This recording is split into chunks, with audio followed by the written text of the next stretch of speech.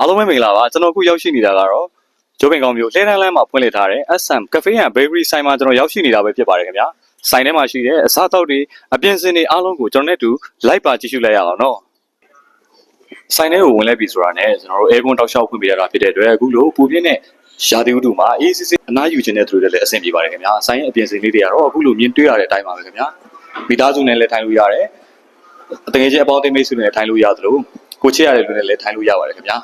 ဆိုင်မှာရှိတဲ့ menu တွေကိုကျွန်တော်ကြည့်လိုက်တဲ့အခါကျလို့ရှိရင်တစ်ဖက်မှာ coffee အပူရှိမယ်အေး line ရှိမယ် smoothie line ရှိမယ် juice တွေလည်းကျွန်တော်တွေ့ရတယ်တစ်ဖက်မှာဆိုလို့ရှိရင်မာလာဟင်းနဲ့ပတ်သက်တဲ့ဟင်းမြအစုံကိုကျွန်တော်တွေ့ရတယ်ရှမ်းနဲ့ပတ်သက်တဲ့ရှမ်းစာနဲ့ပတ်သက်တဲ့ဟာတွေလည်းကျွန်တော်တွေ့ရတယ်ဆူရှီလည်းရမယ် cake တွေလည်းပါမယ်နောက်ထပ် menu တစ်ခုဖြစ်တဲ့ဂျီယိုစီချက်ဂျာဗန်စီချက်ပြီးဆုံးသမင်းကြော်တွေလည်းကျွန်တော်တွေ့ရတယ်ဖြော်ရည်နဲ့ပတ်သက်တဲ့ဟာတွေလည်းတွေ့ရတယ်အဲ့တော့ဒီမှာရှိတဲ့ menu အင်းရအသေးစိတ်ကိုသိချင်တယ်ဆိုရင်တော့ SM Cafe and Bakery Facebook page မှာကျွန်တော်တွားရောက်ကြည့်ရှုလို့ရတယ်အဲ့တော့ဒီ menu အများကြီးတဲ့အခါမှာကျွန်တော်ကတော့မနေ့ကစားပြီးသားဖြစ်တဲ့အတွက်ကျွန်တော် strawberry ဖြော်ရည်လေးပဲကျွန်တော်မတော့ဖြစ်ခဲ့ပါတယ်ခင်ဗျာ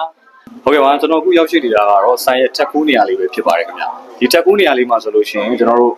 အပေါ်စီးကနေပြီးတော့ထိုင်လို့လည်းရတယ်အေးလူနဲ့ကျွန်တော်တို့အစားတောက်တွေကိုလည်းမစားလို့ရပါတယ်ဟုတ်ကဲ့ပါဒီဆိုင်မှာတခြား vibe လို့ကောင်းမဲ့နေရာတနေရာရှိပါတယ်အဲ့ဒါတော့ဆိုင်ရဲ့အပေါ်ဆုံးတက်နေရာလေးပဲဖြစ်ပါတယ်ခင်ဗျာအခုအပေါ်ဆုံးတက်မှာဆိုရင်တော့မွေးနေ့ပွဲလေးတွေဝန်ထမ်းပါတီပွဲတွေနဲ့တခြားကဲသားရင်းပွဲတွေအတွက်လည်းစားပစ်ရှိပါတယ်ခင်ဗျာအဲ့ဒီစားပစ်တွေကြိုတင်ပို့ခင်ပြုလုပ်ချင်တယ်ဆိုရင်တော့ဖုန်းနံပါတ်39942292ကိုဆက်သွယ်နိုင်ပါတယ်ခင်ဗျာ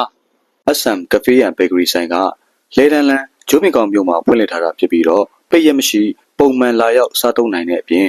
delivery စနစ်ဖြင့်လည်းမှာယူစားသုံးနိုင်ပါတယ်ခင်ဗျာကျွန်တော်ရဲ့ blog လေးကိုအဆုံးထိကြည့်ရှုပေးတဲ့အတွက်အားလုံးကိုကျေးဇူးတင်ပါတယ်ခင်ဗျာ